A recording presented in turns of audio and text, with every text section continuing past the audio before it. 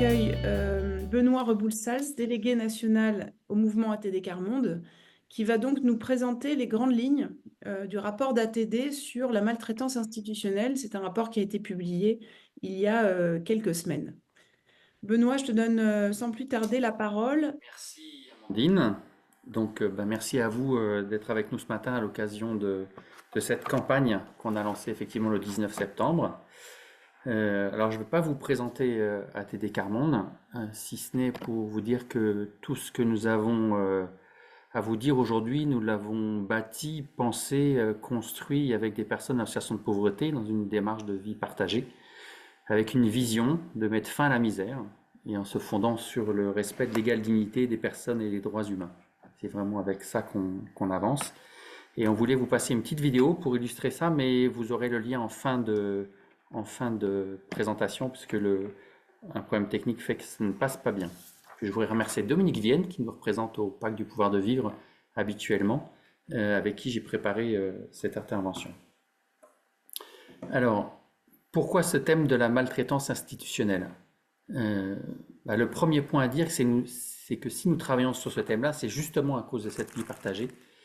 Et puis, j'en prendrai un exemple, une phrase qui m'a guidé tout au long des années, qui vient d'une personne en situation de pauvreté, qui répète sans cesse: il n'y a rien de pire que quelqu'un qui veut ton bien à ta place. Et elle le rappelle parce que toute sa vie a été marquée d'agir.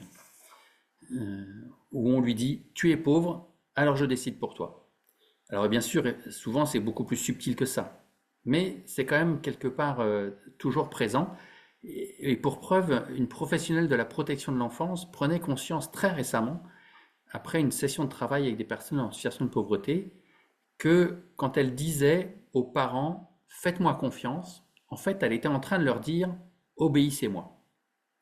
Et en fait, ça fait écho d'une manière beaucoup plus philosophique Emmanuel Kant au XIXe siècle, quand il disait « il n'est pire tyrannie que de vouloir le bien des autres ». Et en fait, la maltraitance institutionnelle est une violence dont les plus pauvres sont les premières victimes, mais qui touche également tout le monde, y compris les professionnels des institutions sociales et les agents des services publics qui vivent très difficilement ces situations. Alors c'est clair que dans notre pays, les plus pauvres sont discriminés, contrôlés, rejetés. On les accuse même d'être responsables de leur situation, de ne pas chercher de travail, de laisser traîner les enfants dehors, de ne pas suivre la scolarité. Alors je vous laisse imaginer d'autres idées fausses, vous en connaissez, qui circulent dans notre société. Et encore une fois, les travailleurs sociaux aussi peuvent vivre cette maltraitance dans les rapports qu'ils ont avec les personnes démunies. Alors les constats et les propositions que je vous présente aujourd'hui font suite à des travaux menés avec l'université d'Oxford entre 2016 et 2019 sur un thème que nous avons appelé les dimensions cachées de la pauvreté, et où la maltraitance institutionnelle mais aussi la maltraitance sociale arrive en bonne place. Et si on en arrive là aujourd'hui, c'est après plusieurs mois de travaux, plusieurs années même, et vraiment avec le but de ne pas accuser, mais de comprendre, d'analyser pour agir ensemble. Alors le premier point très important dont je voudrais vous face à des institutions aidantes et maltraitantes, et que c'est un terrible paradoxe. C'est vraiment une idée très forte à retenir, parce que les institutions ont été pensées comme les garantes de nos valeurs républicaines, comme les garde-fous contre les injustices et l'arbitraire. Elles ont la charge, nos administrations, de rétablir un certain équilibre entre les différentes catégories sociales. Ça, c'est l'histoire de notre pays. Et souvent, les Français disent régulièrement leur attachement à ce modèle social où une fonction est assurée publique rendue par des fonctionnaires sur l'ensemble du territoire. Et on attend tous que les institutions soient les garantes de cette cohésion sociale et que tous les citoyens et citoyennes accèdent aux droits de toutes et tous. Mais aujourd'hui, il apparaît clairement que ces mêmes institutions produisent de l'indignité, de la discrimination, qu'elles dévalorisent les personnes et elles deviennent elles-mêmes des machines à produire de la violence. Et ça impacte tout le monde. Et c'est là que se situe le paradoxe, dans ce triste constat que les services publics sont de moins en moins à même de remplir leur mission de réduction des inégalités. Et il faut vraiment prendre en compte une différence très importante, c'est ce qui est de l'ordre de la maltraitance institutionnelle et ce qui est de l'ordre de la maltraitance sociale. Alors je vous remets à l'écran la définition de ce qu'est la maltraitance institutionnelle, qui est inscrit aujourd'hui, depuis 2022, dans le Code de l'action sociale et des familles. Et parce que cette maltraitance sociale, c'est des préjugés qu'on peut avoir et qu'on véhicule avec nous et qui peuvent nous induire dans de fausses réactions, tandis que la maltraitance institutionnelle, elle est beaucoup plus systémique. Mon deuxième point très important et sur lequel je voudrais insister, c'est ce que nous avons appelé la spirale infernale de la pauvreté. Et c'est un constat qui a vraiment été construit à partir de ce que vivent les personnes les plus pauvres dans toute la démarche qu'on a.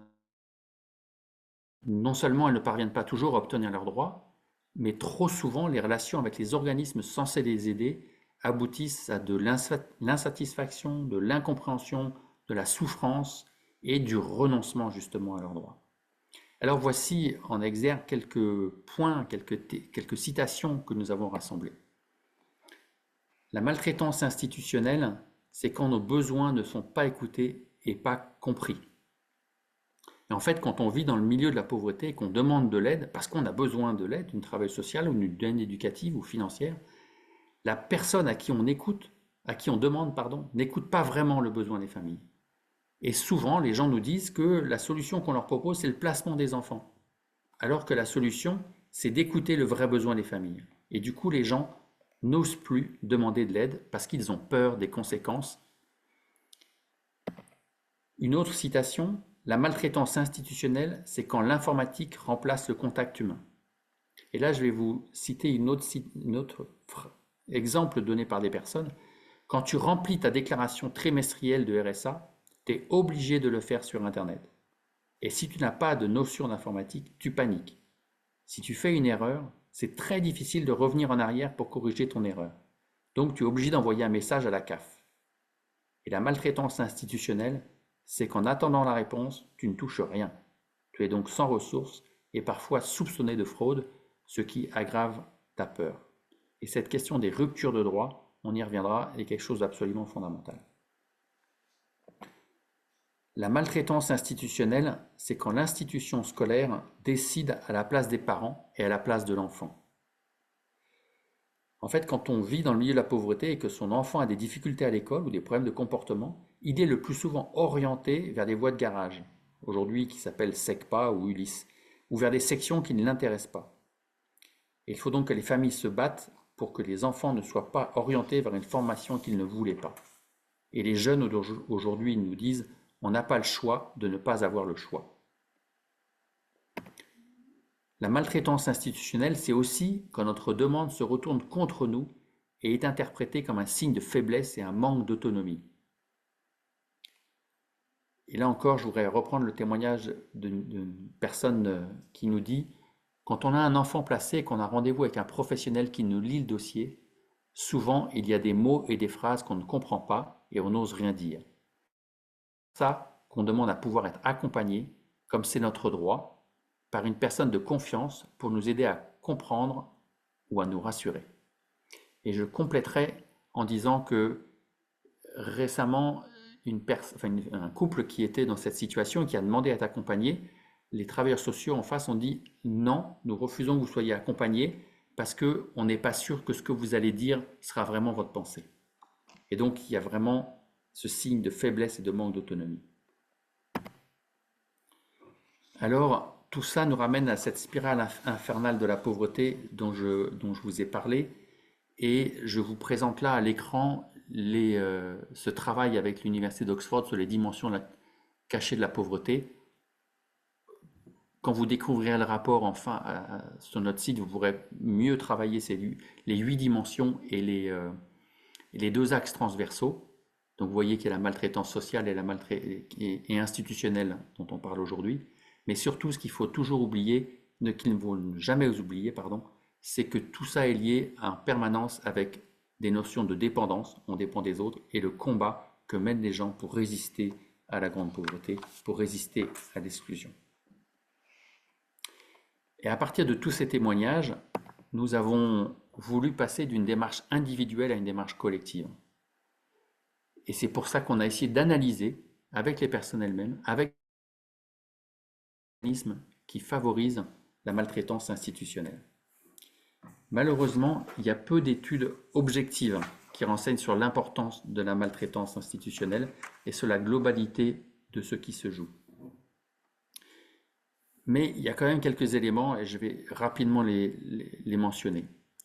L'INSEE publie des chiffres sur les difficultés d'accès au numérique. Et ils nous disent qu'en 2019, c'est les derniers chiffres auxquels on a eu accès, 38% des usagers manquent d'au moins une compétence numérique de base.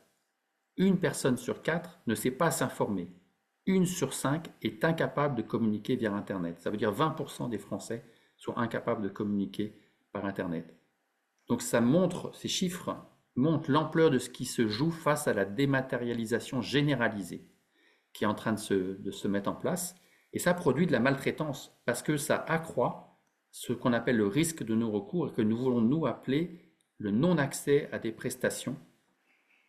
Et sur ce point, il y a un autre chiffre qui est très important, qui est fourni par l'adresse, qui est un chiffre de 2022, qui indique que pour 17% des personnes qui n'ont pas accès aux aides des dispositifs sociaux, c'est par crainte des conséquences négatives que ça va avoir sur leur vie. Et ce chiffre est d'autant plus important qu'en 2016, il était de 8%. Et donc la crainte de conséquences négatives devient vraiment un frein énorme. Et c'est aussi un signe de cette peur que produit la maltraitance institutionnelle. Et donc, face à ça, on a vraiment voulu travailler avec des personnes au sein des institutions, parce que c'est encore une fois pas pour accuser, mais pour chercher des solutions ensemble. Et donc, notamment, on s'est appuyé sur les travaux de la Commission nationale de lutte contre la maltraitance et de promotion de la bientraitance, une commission qui s'est arrêtée, et on espère qu'elle reprendra, et dont je vous ai mentionné la définition de la maltraitance tout à l'heure. Et donc, quelles sont ces causes et mécanismes? Nous avons identifié 4 grandes familles. Premièrement, il y a les choix politiques qui ne répondent pas aux besoins de la lutte contre la pauvreté. C'est la décision de fermeture de points d'accueil, de fermeture de services d'urgence dans des hôpitaux, de fermeture de classes. Et on pense en particulier, par exemple, aux politiques en matière de logement. Quand on crée des hébergements, mais qu'on ne crée pas de logements sociaux, et du coup, ça ne peut que créer de la maltraitance institutionnelle. Et les personnes qui sont en attente n'ont pas besoin de promesses, mais ont vraiment besoin de décisions suivies des faits. Le deuxième axe de causes et de mécanismes qui produisent de la maltraitance institutionnelle, c'est que nous vivons dans une société de méfiance et d'incompréhension. Les préjugés et des idées fausses sur les pauvres et la pauvreté véhiculent des généralités qui renforcent l'isolement des personnes. Et on est quand même avec cette idée qui est véhiculée qui dit si on cherche vraiment, on trouve. Et en fait, ça devient complètement écrasant pour des gens qui, malgré tous leurs efforts, n'arrivent pas à trouver un emploi, n'arrivent pas à se remettre en chemin. Et de même, il faudrait éviter le préjugé qui conduise à dire les services publics sont tous pourris. Parce que ça n'aide pas non plus les agents des services publics à remplir leur mission qui est pourtant si importante. Et donc, de tous les côtés, cette méfiance conduit à produire de la maltraitance institutionnelle. Troisième grande famille de causes et mécanismes, c'est justement la défiance qui est au sein des institutions. Dans ce sens-là, je veux parler de la société de contrôle dans laquelle nous vivons, parce que non seulement les usagers sont évalués avec des mécanismes, des algorithmes qui sont parfois terribles, et on parle beaucoup des algorithmes de la CAF, mais les agents aussi sont évalués. Et ils ne sont souvent pas évalués sur l'écoute et leur capacité à construire des réponses adaptées, mais bien à partir d'indicateurs qu'eux-mêmes ne mesurent pas. Et par exemple, sur le contrat d'engagement jeune, des agents des services sociaux, des missions locales nous disaient mais nous on remplit ces tableaux mais on ne sait pas à quoi ils servent, voire plus tard on nous dit qu'ils ne servent à rien. Et en fait trop souvent on est face à une institution qui cherche à se protéger, et on peut le comprendre, et donc qui se met dans une posture de défense au lieu d'être dans une posture de confiance qui permet d'avancer. Et enfin, la quatrième grande famille de causes et mécanismes, c'est le fonctionnement des institutions. C'est la complexité des démarches, la complexité des formulaires, la difficulté à être accompagné par un interlocuteur physique et dans des conditions d'accueil respectueuses. Combien de fois les gens nous parlent de la rupture de confiance immédiate qui se produit quand on arrive dans un accueil, que ce soit dans une caisse d'allocation familiale, dans une école ou dans un CCAS. De plus, les choix budgétaires, et là on en revient aux choix politiques, rendent plus difficiles les conditions de travail des professionnels. Parce qu'il y a un phénomène d'accélération de la privatisation des services publics, il y a des critères de rentabilité, ce qui fait qu'à la fin, ce fonctionnement des institutions fait dire aux personnes de pauvreté, et je cite, on devient juste son histoire. On n'arrive plus à ajouter toutes les autres choses qu'on est dans notre vie. Ça réduit le champ de qui on est et ça nous amène à ne plus avoir envie de parler, à nous taire et à vivre beaucoup de souffrance. Alors cette analyse, elle n'est pas exhaustive, hein. Elle serait à produire, et si là je vous ai parlé de 4 grandes familles, derrière nous avons identifié 16 causes et mécanismes. Alors derrière ça, nous avons essayé d'imaginer des propositions pour dire stop à cette maltraitance institutionnelle. Et elles forment un tout indissociable, elles vont ensemble. Et certaines vont demander des décisions nationales. D'autres, par contre, peuvent être mises en place localement dans chaque institution. Alors la première, c'est garantir des moyens convenables d'existence inconditionnels. Et je vais vous citer les travaux d'Esther Duflo, prix Nobel d'économie, qui dit « Les revenus de remplacement ne sont pas un obstacle au retour à l'emploi ». Et là encore, elle démonte une idée fausse que face au message d'assistanat qu'on entend, en fait, c'est une question de survie. Et les gens nous disent aujourd'hui, au RSA, on ne vit pas, on survit. Alors, garantir des moyens convenables d'existence inconditionnelle, ça veut dire quoi? Ça veut dire que d'abord, c'est respecter notre Constitution, qu'il a écrit dans ses... C'est, deuxièmement, mettre en place un revenu qui soit vraiment un revenu en dessous duquel personne ne peut descendre, sans autre condition que les ressources. Un revenu qui ne soit pas remis en cause tous les 3 mois. Par exemple, aujourd'hui, avec le RSA, la moindre rentrée d'argent, même informelle, est déduite de votre RSA, qui devient alors un revenu maximum. Et ces ruptures de droits, ces baisses continuelles, elles détruisent la vie des familles. On veut aussi, on demande un revenu qui ne soit simple d'accès, qui ne demande pas des formulaires complexes. Vous regarderez, si vous n'avez pas déjà fait le formulaire de RSA, il est vraiment compliqué.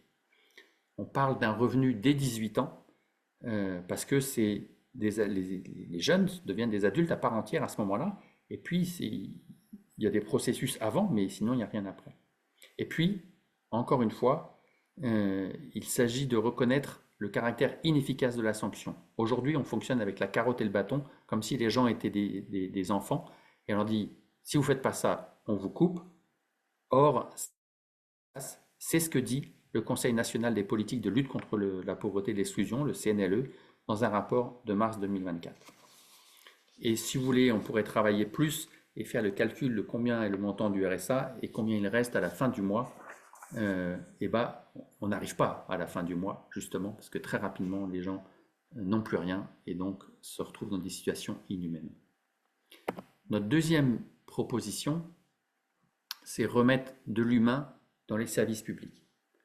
Et en fait, ce manque de moyens humains provoque des situations de maltraitance institutionnelle. C'est lié à la dématérialisation, mais aussi au manque de temps des agents qui ne peuvent pas produire des réponses adaptées, et puis parfois à leur manque de formation à la connaissance de la grande pauvreté. Et ce n'est pas que nous qui le disons, on a aussi été interrogé des responsables institutionnels, encore une fois. Donc face à ça, on se dit qu'il y a un premier point important, c'est se donner les moyens d'un accompagnement de qualité et dans la durée. Les personnes en situation de pauvreté demandent à pouvoir parler à quelqu'un, à être compris et soutenu.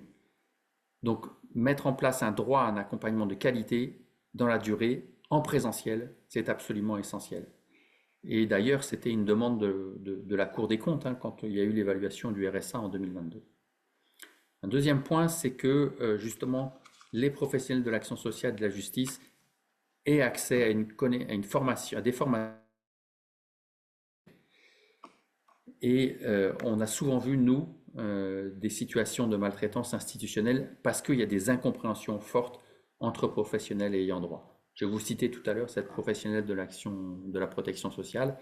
On aurait plein d'autres exemples comme ça, et notamment la vidéo que vous pourrez voir tout à l'heure, après, vous verrez que Laetitia Ganet parle de la compréhension différente de l'urgence entre une personne en situation de pauvreté et il y a besoin de se comprendre sur un point comme ça. On n'est pas dans les mêmes rythmes. Un troisième point sur cette question de remettre de l'humain, c'est sortir du 100% numérique.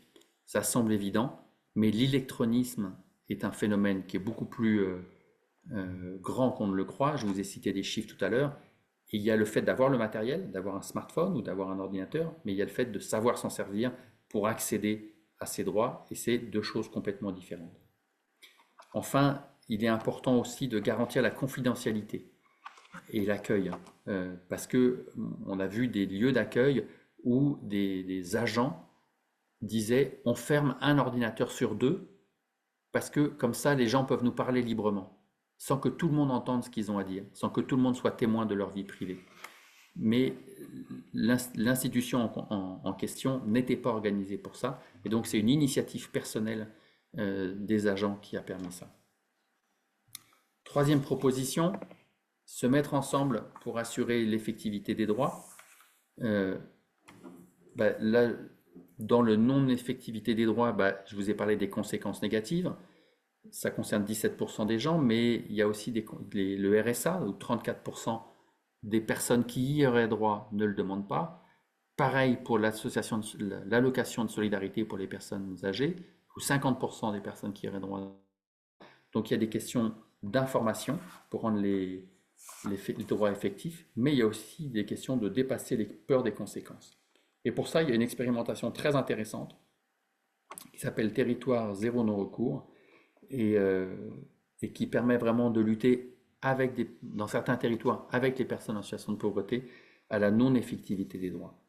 Et bientôt, le Conseil économique, social et environnemental va remettre un avis sur ce sujet. Ce serait intéressant à regarder. Ça doit être en décembre ou janvier. Par exemple, pour nous, il s'agit de concevoir les formulaires avec les ayants droit, de simplifier, de rendre transparentes les mesures. Comment faire quand on ne comprend pas ce qu'ils nous a envoyé. Ça semble évident, mais les courriers que, par exemple, la caisse d'allocation familiale envoie ou qu'une mairie envoie sont souvent difficiles à comprendre. Et quand on parle de l'école, quand on parle de placement des enfants pour des causes de manque de capacité éducative, comment quand même on construit le projet éducatif des enfants avec les parents et les professionnels ensemble. Ça demande du temps, ça demande d'apprendre à se connaître, de se faire confiance, et souvent ce temps-là, les professionnels ne l'ont pas. Dernier point, les facilités des recours à juridiques et administratifs. On se rend compte que, encore une fois, la complexité des démarches, des documents administratifs fait que les personnes en situation de pauvreté et l'ensemble de la société, quelque part, n'arrivent pas à comprendre ce qui leur est demandé et ça amène à des erreurs. Mais ces erreurs-là, elles deviennent cruciales et dramatiques pour les personnes en situation de pauvreté. Parce qu'elles ont un impact beaucoup plus important que dans le reste de la société. Et enfin, se rend compte que ces 4 propositions, elles sont vraiment indissociables et surtout, elles ont des préalables. C'est-à-dire que si on reste avec nos idées fausses sur les pauvres et la pauvreté, on n'arrivera pas à...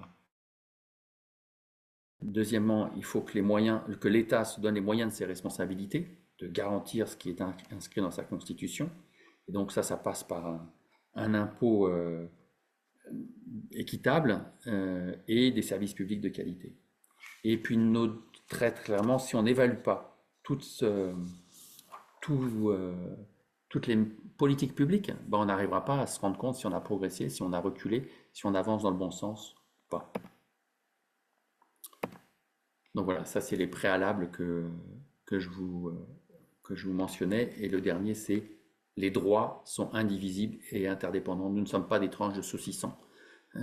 Et on prend une tranche par-ci, on prend une tranche par-là. C'est le travail sur les dimensions cachées de la pauvreté qui nous montre bien que tout est lié à tout moment. Alors, la maltraitance institutionnelle, ce n'est pas une fatalité et nous sommes vraiment dans une recherche de solutions. Et particulièrement, pour nous, il nous semble que Ce qui est important, c'est de reconnaître que les personnes en situation de pauvreté ont des compétences. Je parlais du budget du RSA. Essayer de tenir un mois avec un budget de RSA, c'est un beau défi. C'est le défi permanent et insupportable que vivent les personnes très pauvres. Et certaines nous disent, j'en ai marre qu'on parle de nous comme des démunis. Nous ne sommes pas des démunis. Je sais plein de choses, j'ai des savoir-faire. Et c'est sur cette base-là qu'on doit avancer avec les gens. Et je vais, pour terminer, dans les temps et laisser la place à toutes les questions possibles. Mais vraiment, pour nous, cette campagne Stop à la maltraitance institutionnelle, c'est absolument essentiel de penser que c'est pour agir ensemble, pour faire face ensemble au paradoxe des institutions. Et donc, ça demande une alliance entre les plus pauvres, les professionnels et les institutions pour sortir de la spirale infernale de la pauvreté, identifier et comprendre ensemble les causes et mécanismes afin de mettre ensemble des propositions. Et des propositions, il y en a plein d'autres, chacun d'entre vous peut en avoir et peut les mettre en place à sa manière, sur cette conviction que on peut y arriver, c'est possible. Vaincre la maltraitance institutionnelle, vaincre la grande pauvreté, c'est possible, ce n'est pas une fatalité. Merci Benoît. Merci beaucoup. En plus, on est parfaitement dans les temps. Alors, je vais vous inviter à poser vos questions donc, dans le petit chat, le petit espace qu'il y a tout en bas qui s'appelle Q&R. Vous pouvez les poser directement. Et donc, comme je vous le disais tout à l'heure, moi, je les transmets à Benoît au fur et à mesure en essayant éventuellement les regrouper. Donc, Capucine demande à quelle institution il est prévu de présenter ce rapport et est-ce que vous avez accès à TD à des espaces de discussion avec l'assurance maladie, par exemple, sur ce sujet? On est très pragmatique et donc on est ouvert à toutes les institutions avec qui voudraient bien dialoguer avec nous. Déjà, on a dialogué on a entamé des dialogues avec la caisse, avec les caisses d'allocation familiale, parce qu'il y a la caisse nationale, il y a des dialogues qui sont en cours, mais il y a aussi les caisses qui sont gérées par les départements. Donc ça, c'est très important. Il y a des associations, je pense au groupement national des établissements publics sociaux et médicaux, donc c'est à 800 établissements dans le champ du handicap et de la protection de l'enfance qui nous ont sollicités pour travailler avec eux. On a eu une sollicitation de France Travail, par exemple aussi, pour réfléchir à ça. Il y a des chercheurs sur la question des maltraitances qui nous ont aussi interpellés.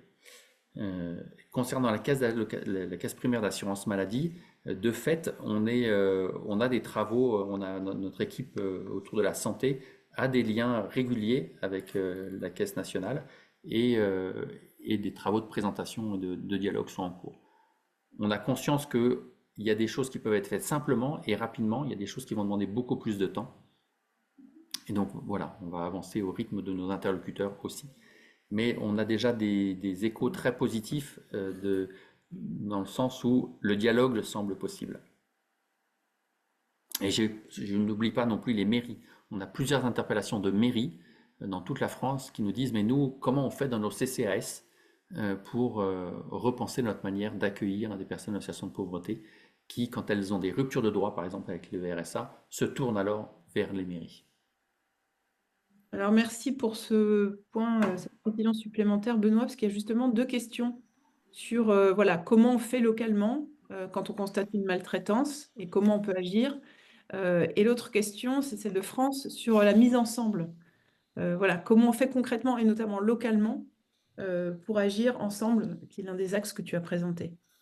Alors, je vais prendre un exemple très concret. C'est l'exemple à Dunkerque, un exemple à Dunkerque qui est tout récent, où une association, enfin un service qui a pour but d'accueillir les sans-abri s'est dit, mais nous, notre manière d'accueillir les sans-abri, ça va pas.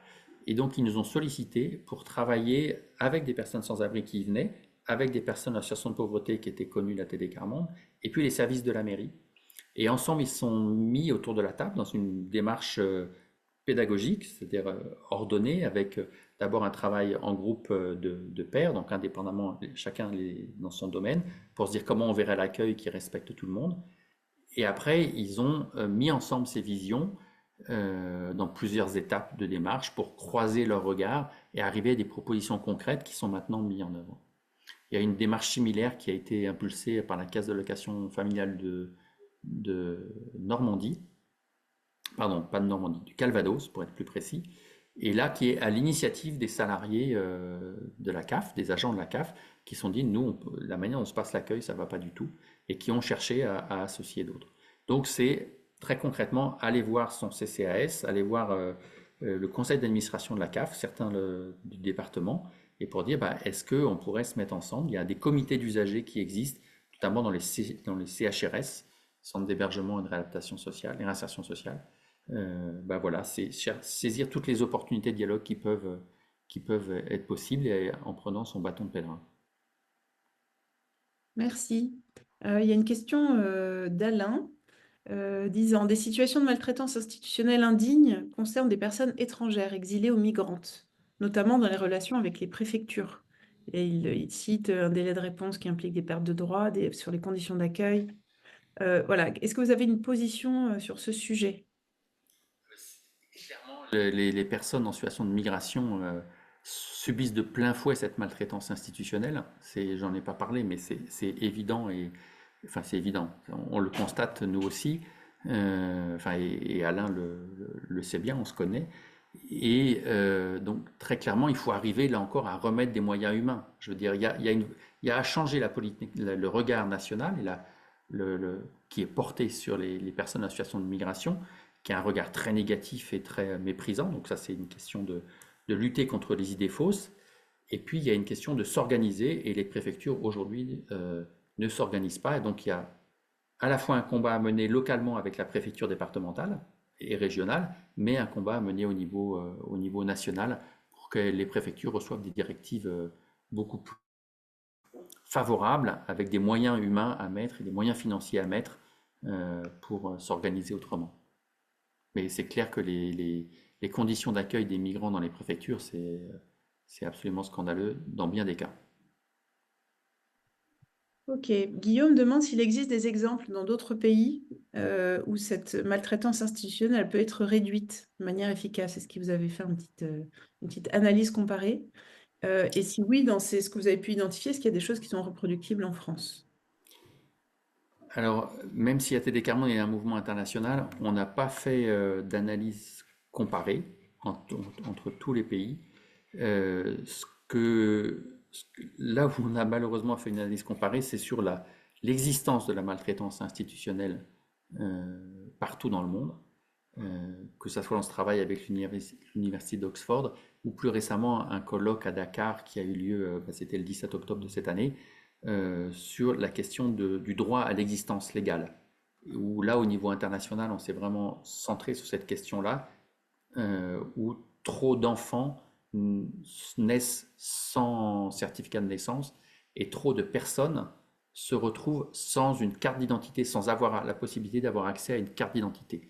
Donc là, on est plus au fait d'initiatives qui existent ailleurs dans le monde sur cette question-là, mais il y a quand même peu de choses en France sur à l'existence légale, sauf pour les migrants, évidemment. Là, il y a vraiment une vraie question qui existe de leur droit à une existence légale. Mais pour les personnes nées en France, ça arrive, mais c'est pas majeur.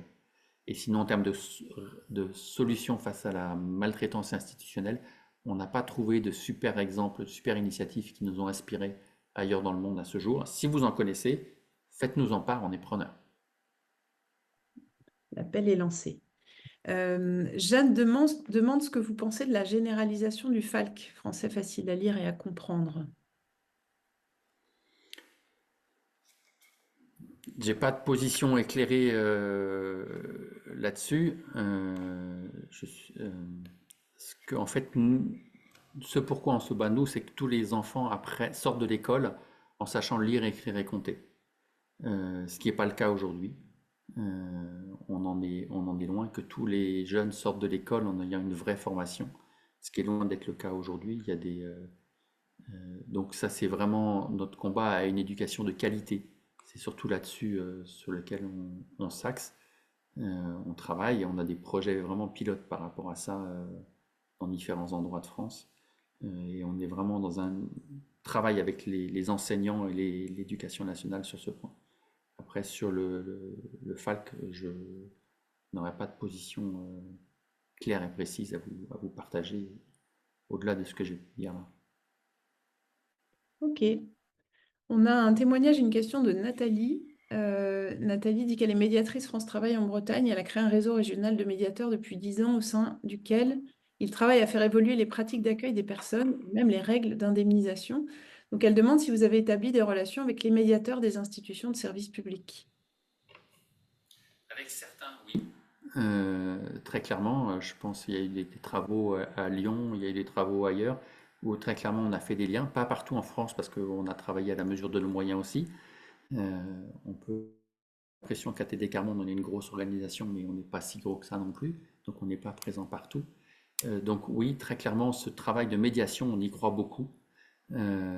C'est absolument essentiel et c'est par le travail de médiation qu'on peut avancer. Donc s'il y a d'autres travaux de médiation qui existent, ben encore une fois, partagez-nous vos expériences parce que c'est vraiment précieux. On sera content de les faire connaître autour de nous et que ça puisse inspirer d'autres parce qu'on croit beaucoup qu'il y a des exemples, comme vous le dites en Bretagne, là, il y a des qui sont inspirants et si on pouvait les diversifier, si on pouvait les faire connaître, et ben, ça serait une chance qu'ils inspirent d'autres et que ça devienne beaucoup plus général.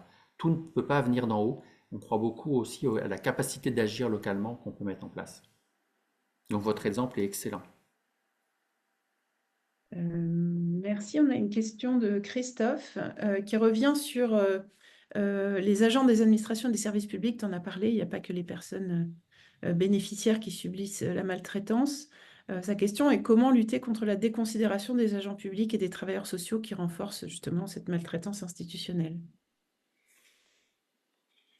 Alors c'est une grande question parce que ça remet en cause la manière dont sont organisées les institutions.